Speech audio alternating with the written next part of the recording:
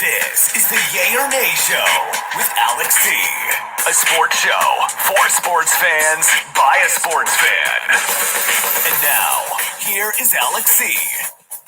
All right, here we go. It is the Yay or Nay Show with Alex C., a sports show for sports fans by a sports fan.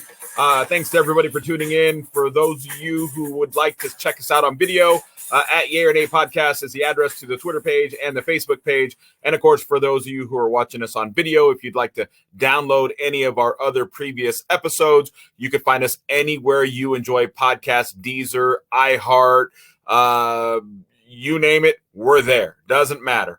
iTunes, the list goes on and on and on, and I don't even know all the platforms, so I don't want to sit here and act like I can name them all. There's just too many to mention, but anywhere you enjoy your podcast, that is where we are. Now, obviously, we had a big weekend in football. NFL playoffs took place. We all know about that.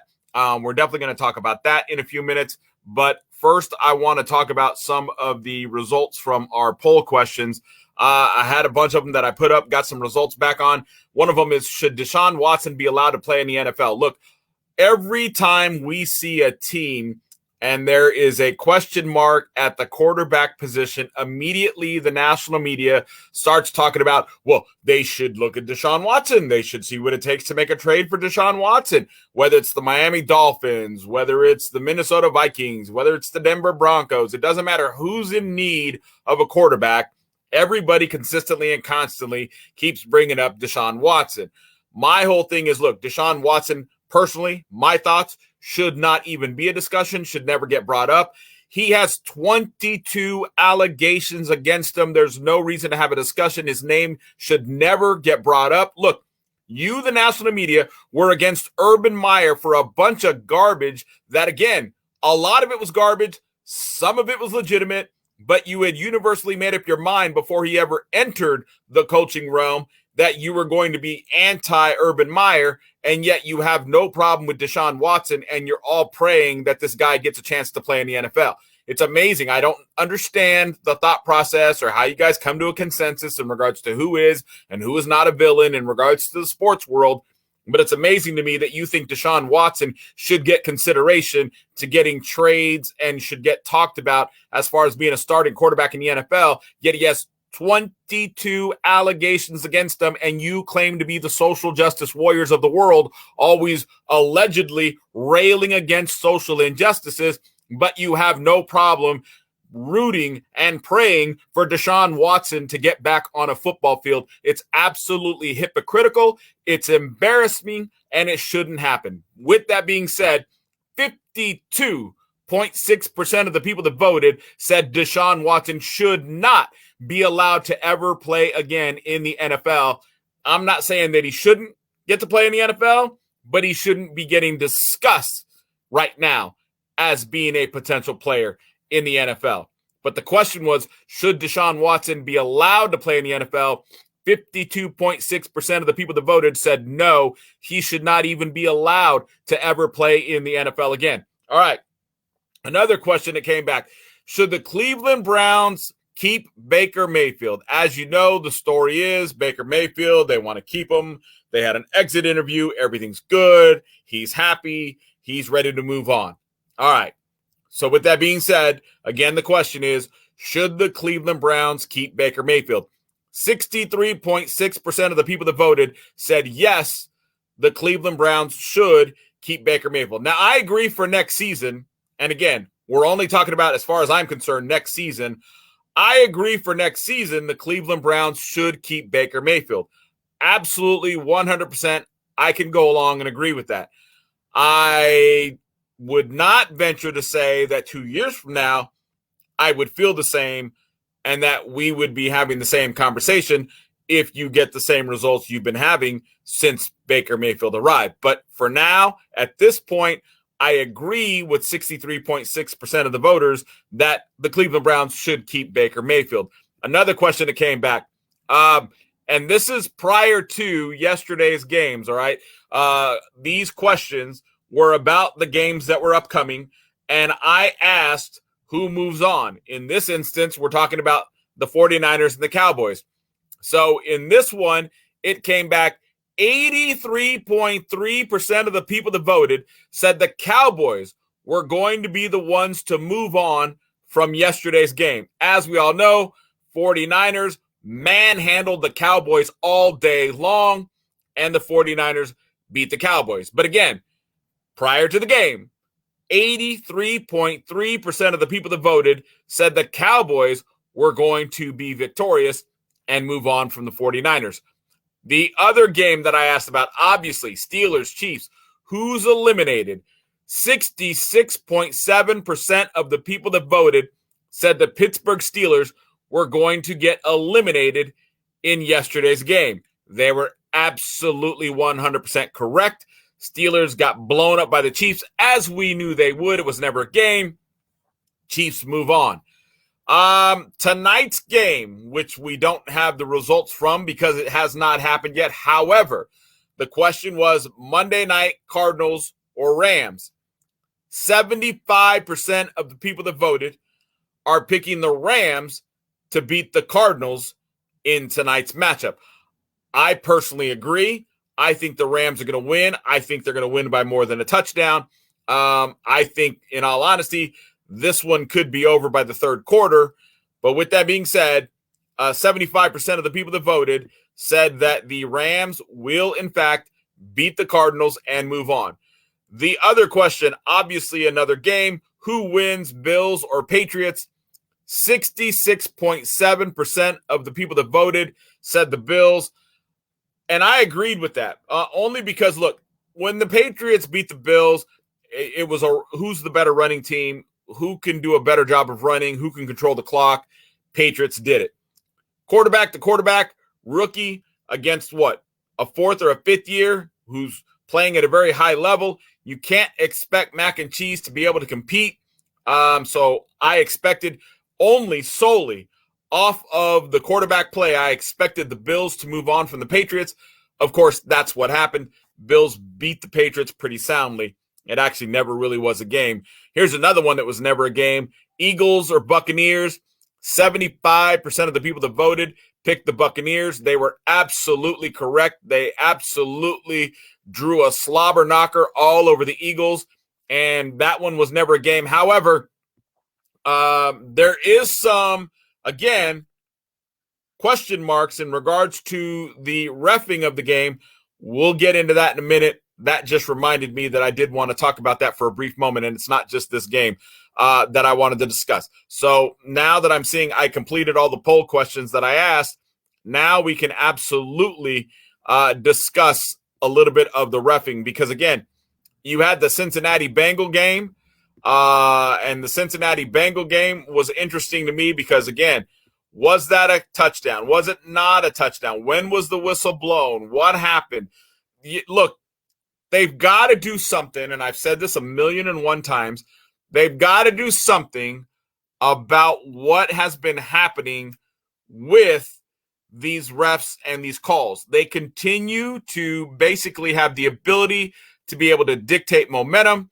They continue to be able to have the ability to be able to determine who's going to score touchdowns, because they're given first downs on third downs that would be fourth downs because they don't actually get the yardage required.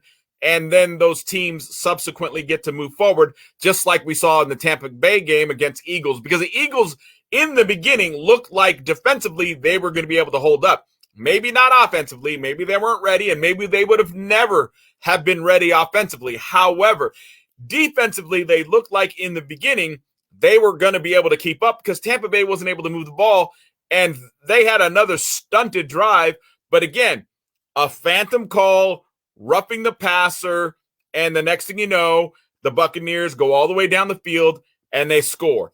Yesterday, 49ers, Cowboys. Look, the 49ers were putting it on them. They were manhandling them. However, that was a very, and I'm a 49er fan, keep that in mind, but that was a very lopsided officiated game. Again, they kept the momentum in favor of the 49ers because if you look at the first half, it evened up a little bit more in the second half. But if you look at the first half, it was pretty much one-sided. All the calls were going in favor of the 49ers. Again, the 49ers were manhandling them anyway. The calls didn't dictate drives and didn't extend drives. It didn't do any of that. However, it still dictated that the momentum was staying in favor of the 49ers. Those are the types of things you want to avoid when you're talking about referees. That's not their job. They need to call egregious calls that are egregious penalties, not just do things to extend drives, phantom calls, nothing gets verified. And there were a lot of them in all these games. And I watched pretty much every game there were a lot of phantom calls, especially on the Buccaneers game early, which again gave them momentum. And then with giving them the momentum, it made it impossible for the Eagles to even have the opportunity to get any momentum and any confidence in their young quarterback so that he could battle back or at least try to make it a game. Because especially when you're dealing with young quarterbacks, if they don't get the momentum and they've got calls going against them left and right, how are they going to compete? I mean, I don't know. I just look at this and I'm saying there's a problem with the referees. You've got to do something about it. You seriously have to figure this out. I don't know, what the deal is or why we keep running into the same problems over and over. And then I know there was a story that came out last week that in one of the games where they made egregious errors that those guys won't referee another game this year. That's good.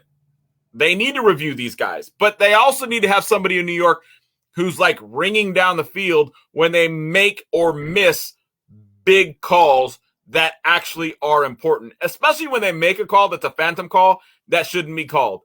And if they miss a call that's a big call that should be called, there should be somebody in New York to correct that as well. Because again, they have the advantage and the ability of instant replay. They can look at it immediately. And then if they find something, there should be a hotline, a way for them to get a hold of whoever the refs are to let them know, stop the play. We've got a review going on right now in New York.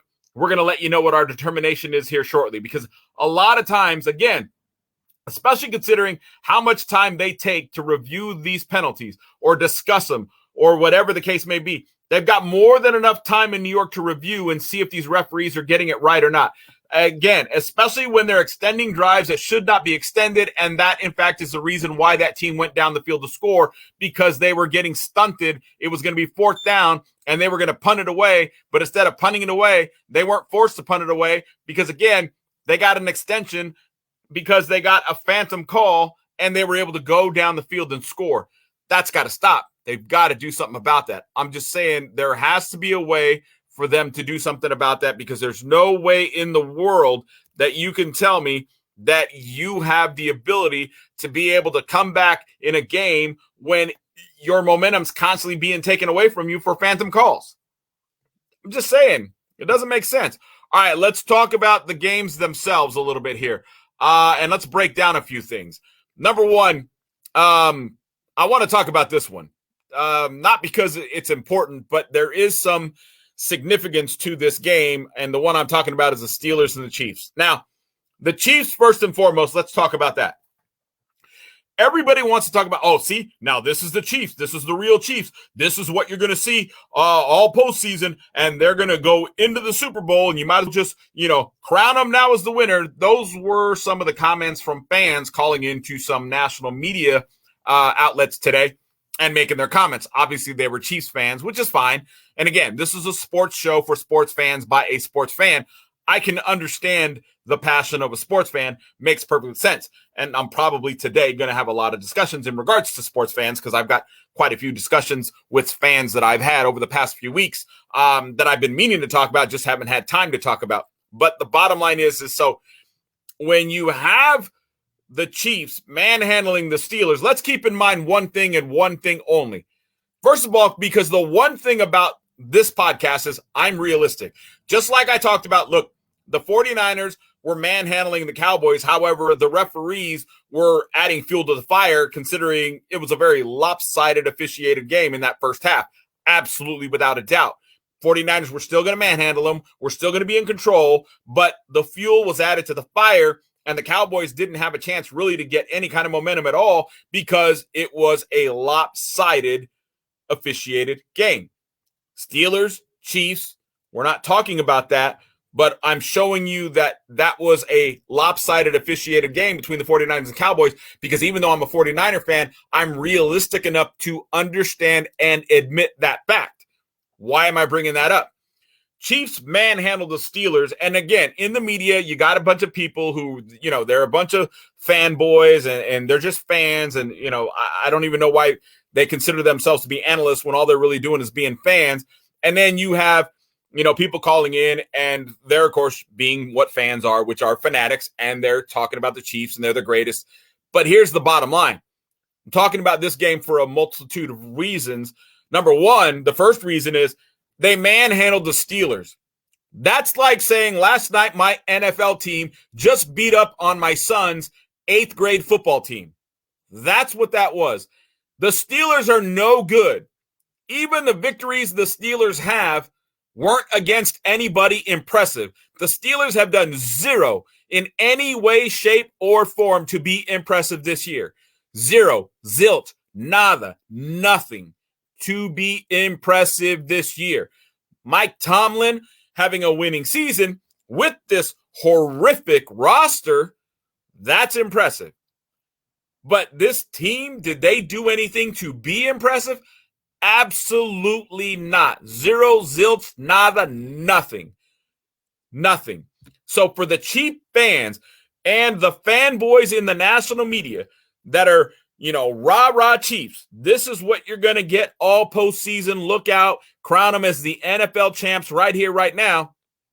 No, not even close. Chiefs are going to run into a brick wall, and there's a couple of possibilities, one of them being the Tennessee Titans, the other one being the Buffalo Bills. But either way, Chiefs are going to run into a brick wall. I'm telling you right now, I made that big, bold prediction before the season ever started that the Chiefs were not going to make the Super Bowl, and I still stand by it. I also said the very same thing about the Tampa Bay Buccaneers, and I still stand by it. And we will discuss all these things as we move forward. But the bottom line is, so the Chiefs steamrolling over the Pittsburgh Steelers, folks, it was the Pittsburgh Steelers. It was your kid's 8th grade football team. That's what the Chiefs played last night. You can't seriously look yourself in the mirror and say you're impressed because you beat up on an 8th grade Pop Warner football team. Let's be a little more realistic than that. Okay, let's be a little more realistic than that. Put a little pause on the gas pedal. Just a little. The other thing that's interesting out of this game, Pittsburgh Steelers get blown up. Big Ben, post-game, says that this chapter of my life is over. However, there is speculation, and again, keep in mind, it is the national media, and they always speculate, but there is speculation that what Ben Roethlisberger is referring to is not necessarily that he's going to retire, but it is that he's going to possibly go play for somebody else. Here's my thing. Again, it could be the national media just, trying to build a storyline where there isn't one. That happens a lot. I understand it. I get it. But it could have a little bit of merit to it. Because again, nobody knows better than Big Ben that his days in Pittsburgh are done. They're not going to welcome him back next year if he wanted to come back. He could restructure his contract if he wanted to, and the Pittsburgh Steelers are not going to welcome him back, right? Let's be real. Nobody knows that better than Big Ben. He knows he's not welcome back. He knows he is done. That is a given. However, maybe, just maybe, Big Ben thinks that he can, however, with that being said, go play for somebody else. Well, then my thing is this. Okay, let's say Big Ben does believe that he can go play for somebody. Who's going to pick him up? Who would be crazy enough to pick up Big Ben and put him on their roster as a starting quarterback? The guy's shot. His arm is shot. His ability to stay in the pocket is shot. His ability to move, mobility, gone, shot. He doesn't have it. So, again, maybe he's going to try and pull a Michael Jordan and stay playing longer than he should. Sometimes superstars do that. But I can't think of one single team. Not one. And if you can think of one, hit me on Twitter. That's the best way to reach me, at Yay or Nay Podcast. Hit me on Twitter and tell me what team you think would pick up Ben Roethlisberger. Go ahead and DM me and tell me what team you think would pick up Ben Roethlisberger, because I'm being honest, I can't think of a single team that would pick him up, put him on their roster, and make him the starting quarterback. I can't. If Russell Wilson left Seattle, are you telling me that Seattle would welcome Big Ben? I don't think so. What about the Saints? They need a quarterback. Do you think the Saints would take Big Ben? I don't think so. What about the Denver Broncos? They need a quarterback. Do you think they would take Big Ben? I don't think so. What if Aaron Rodgers really, and he's not going to, but what if Aaron Rodgers really did leave Green Bay? Are they going to take Big Ben? I don't think so. I can't think of, not even the Detroit Lions are going to take Big Ben. I can't think of a single team that is going to take Big Ben, add him to their roster, and make him the starting quarterback, or even give him the ability to compete for a starting job in the NFL. Not even the Houston Texans. I can't think of anybody, folks, where they would seriously consider adding him to the roster and making him the starting quarterback. I can't think of a single team. Those are my thoughts on that. I'm not trying to insult Big Ben. That's not what I'm saying. I'm just saying I can't think of a team that would take him as a starting quarterback. I think he should, ride out and just be happy that he's had a great career and that he's got a city that absolutely loves and adores him, and be happy with that. Got a couple of Super Bowl victories. Take it. Go with it. That's what I would do if I were him. All right. Now you got the Raiders and the Bengals. That game is the game where you had is it a touchdown? Is it not a touchdown? In watching a lot of the pregame and postgame on TV, the TV commentators, a lot of them are saying, look, that wasn't a touchdown. Those referees should go under review. The league and the officials should really take a look at those guys. They should take a look at what happened in that game. They missed that call and they blew it big time. Again, I don't know. I'm on the fence about that one, but I do know enough to say that because there was a problem with how that play went down, they should have probably just replayed it. Again, I'm not saying that was a possibility, but I'm saying that's probably what should have been done. Because again, think about it. That touchdown's in question, and you have national TV commentators saying shouldn't have been a touchdown. Well, guess what? What was the score of the game? It was 19-26. Erase that touchdown, and what do you got? Now you got a more competitive game. Now you got a game that might not have had the result that it had, because everybody wants to talk up Joe Burrow.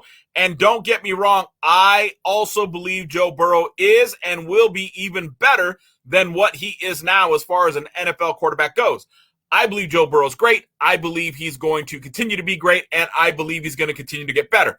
I absolutely believe that when it comes to Joe Burrow, without a doubt. There's no doubt in my mind about that. However, he didn't really play that great in this game. He was stable. He was strong, but he didn't blow up the Raiders for 45, 50 points. And that's the other part of the equation. It was the Raiders. And the Bengals, because they have such a superior roster, in all honesty, they should have blown up the Raiders. It should not have been this close. So when you look at there's a questionable touchdown, and then if you were to take that touchdown away, how good did the Bengals really play? Think about that. How good did they really play that a questionable touchdown is the actual margin that you won by? I'm just saying, Burrows did good. He did. Because literally you could look at it as he's a rookie, even though it's his second year. But you can look at it as he's a rookie because it is his first full season and it's his first postseason play. So you can look at it as technically he's a rookie. So he played very good for a rookie. And again, which is why I say he's good, which is why I say he's only going to get better. But they're giving him all the accolades as if he played like an absolute Peyton Manning superstar. And you barely won by a margin of error. And the error is, did you actually get a touchdown or not? Now, the referees gave you the benefit of giving you the touchdown. And this is another one of those deals where New York should have been looking, should have been watching. There should be a hotline, and they should have reviewed it. And they should have been the ones to make the determination. Simple. It's simple. You just got to figure it out. I'm sure there's some logistics to it to figure out, but they got to figure out how to do it. But the Bengals winning, they should have won. But in all honesty, they should have won by a lot more. And there should have been a lot more style points with this victory over the Raiders because it was against the Raiders.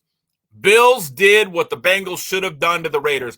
Blew up the Patriots, rookie quarterback, 47-17, scored on every drive. That's what you do when you play a rookie quarterback coming into the playoffs, because the arena is too big for a rookie quarterback. Fact, not fiction. Again, you could technically say you saw it in Joe Burrows when he played in this game against the Raiders, and that might be why that game was so close.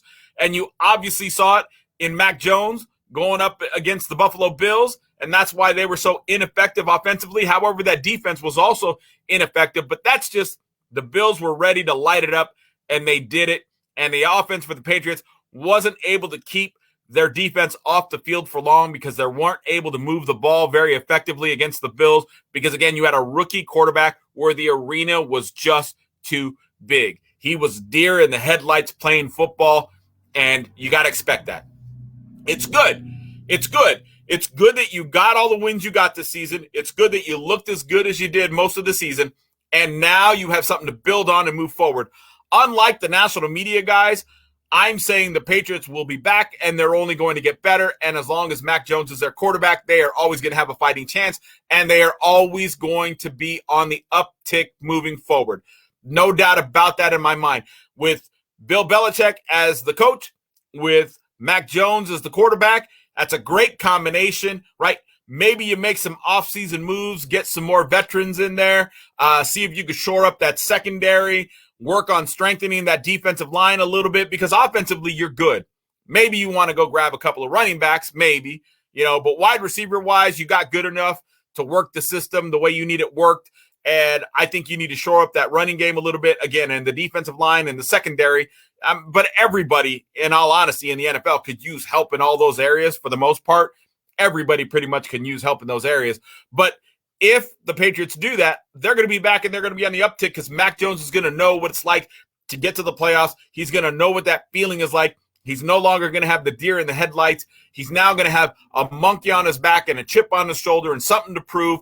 And he's going to get out there and he's going to get after it, and he's going to be ready to prove it, or at least start to prove it next year. So this is a good thing. Losing the way the Patriots did is no big deal. Think about it. What a step forward. Last year with Cam Newton, they just stunk up the room, couldn't do anything, totally fell apart. Tom Brady left to Tampa Bay, and they were in a basically holding pattern trying to figure out what their next move was going to be. The following year, the move is get Mac Jones. Bam. 10 wins, and you're in the playoffs. So what? You got blown up by the Bills. There's nothing to be embarrassed about. And as Patriot fans, you guys have nothing to be upset about. Your team is looking great moving forward. Yes, it sucks you couldn't get it done this year, but you can't honestly look at yourself in the mirror and say you expected them to. It's a rookie quarterback. Now, again, moving forward, deer in the headlights, over. The arena being too big, over. Now Mac Jones has a chip on his shoulder, a monkey on his back, something to prove, and he'll be ready to get back at it next season. Patriots got a lot to be satisfied with this season, and you got a lot to look forward to in the upcoming season. Eagles, Buccaneers. Look, same thing. Eagles getting blown up again. National media saying the crazy things that they say. Oh, here we go. Jalen Hurts. He made me think that he was real. He made me believe. And then he goes up against the Buccaneers. And now I see he's really not good enough. They need to figure out what they're going to do with the quarterback position. No, they don't. No, they don't. There's no way in the world you can tell me. Excuse me. There's no way in the world that you can tell me that the Eagles need to make a move at quarterback when, again, they're in the worst division in the NFL. They fought their way through a pretty tough schedule, and they did their very best. They started to get better. This, again, is Jalen Hurts' first year being the starting quarterback, and even though he's in his first year being the starting quarterback, everybody wants to rip him and go after him and say he's not good enough, and they need to make a move, and they need to figure out who the starting quarterback's going to be moving forward. It's obviously not Jalen Hurts, and again, it's amazing. They give a pass to Dak Prescott in all these years of being a failure, but they got no problem. And they got no problem with Dak Prescott, but they got a problem with Jalen Hurts. That's amazing to me. But again, Jalen Hurts, Philadelphia Eagles, Philadelphia Eagle fans, I'm telling you, look, it was a rough season.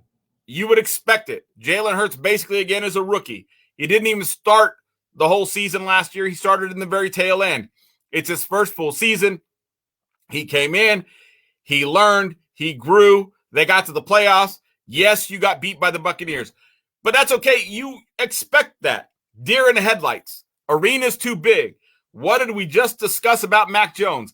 It's the same situation in Philadelphia as it is in New England. It's not any different. It's the exact same thing. There's nothing different in either one of these two situations except there's a little more upswing for the Patriots. In all honesty, they're a little more prepared moving forward. They're a little better off moving forward, roster-wise, coaching-wise. You know, they've got a couple of checks on boxes that Philadelphia doesn't necessarily have yet. All right. I'm not saying that the coach and the coaching staff for Philadelphia isn't good. That's not what I'm saying. But they're not Bill Belichick, right? Let's be a little more honest. They're not Bill Belichick, but who knows?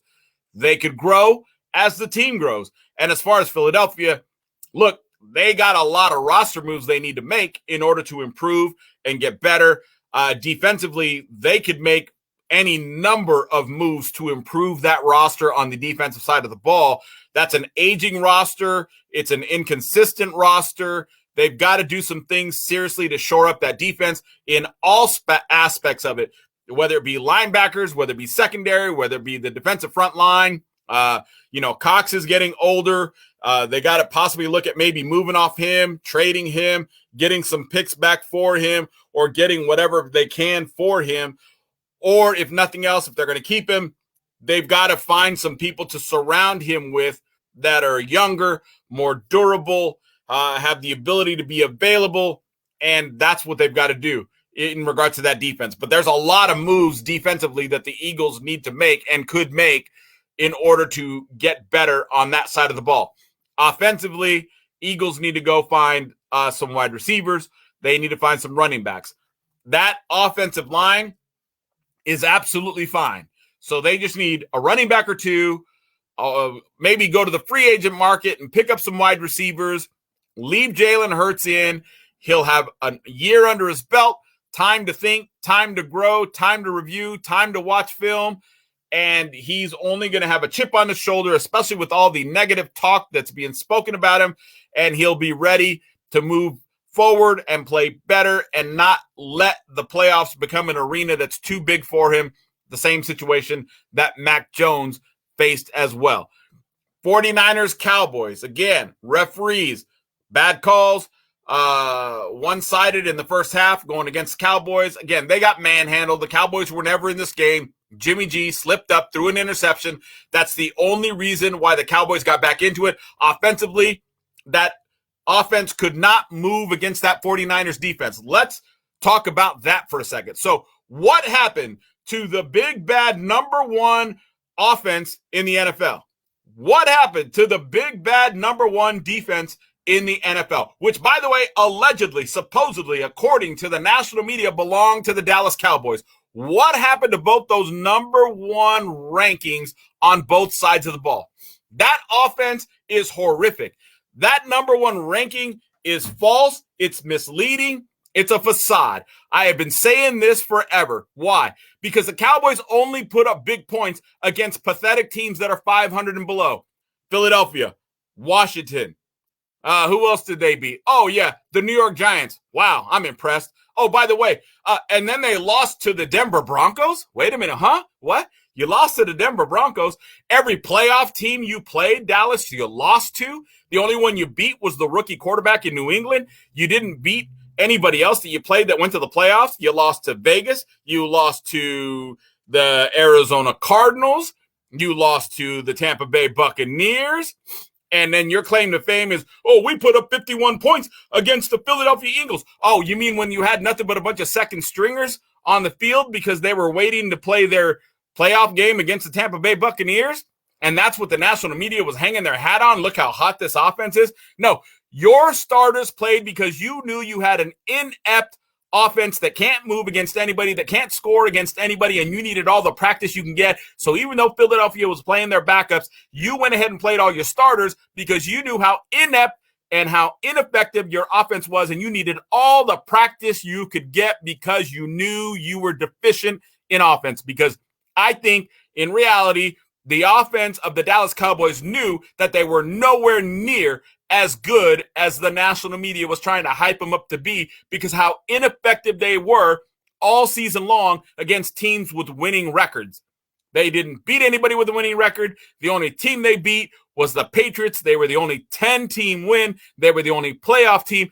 Every other playoff team the Dallas Cowboys faced, they got smacked in the mouth, just like the 49ers spanked them like the little babies that the Dallas Cowboys are, because the Dallas Cowboys are nowhere near one of the top teams in the NFL, even though the national media wants you to believe that the Dallas Cowboys were one of the top offenses, top teams, top defenses, top everything. No, what they were was the most overhyped, over-talked about, and overrated.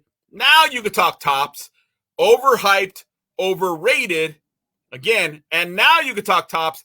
Then you would be correct if you're assessing the Dallas Cowboys in that method, because, again, overrated, overhyped. Wow, they scored 50 points on some of the worst teams in the NFL.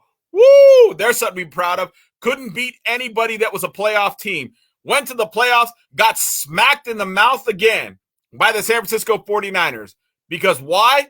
Because the Dallas Cowboys were overhyped, overrated, over-talked about, and they're nowhere near as good as the national media wanted you to believe, because for whatever the reason is, the national media believes that some way, somehow, they've got to always hype up the Dallas Cowboys. Even though they're nowhere near, even near being anything better than a middle-of-the-road football team, the national media wants to overhype and overtalk about the Dallas Cowboys. Because, by the way, let me clarify this for you, especially you Cowboy fans who are still in disbelief in regards to what happened yesterday and still believing that the referees are the reason why you lost that game yesterday, because supposedly you think that Dak should have been able to get one last playoff at the end of the game, and that because that didn't happen, that's the reason why you lost. So again, for those of you Cowboy fans that are still in disbelief and not understanding what it is you saw yesterday, let me help clarify this for you. Very simple. Number one, you got smacked in the mouth because you were 6-0 against the NFC East, the worst. Matter of fact, we're not even going to call them NFC East. We're going to call them NFC least, because they are the least respected division in the NFL. So you were 6-0 against the NFC least, and against everybody else, you were 6-6. How does that make you a top team? How does that make you a top offense? How does that make you a top defense?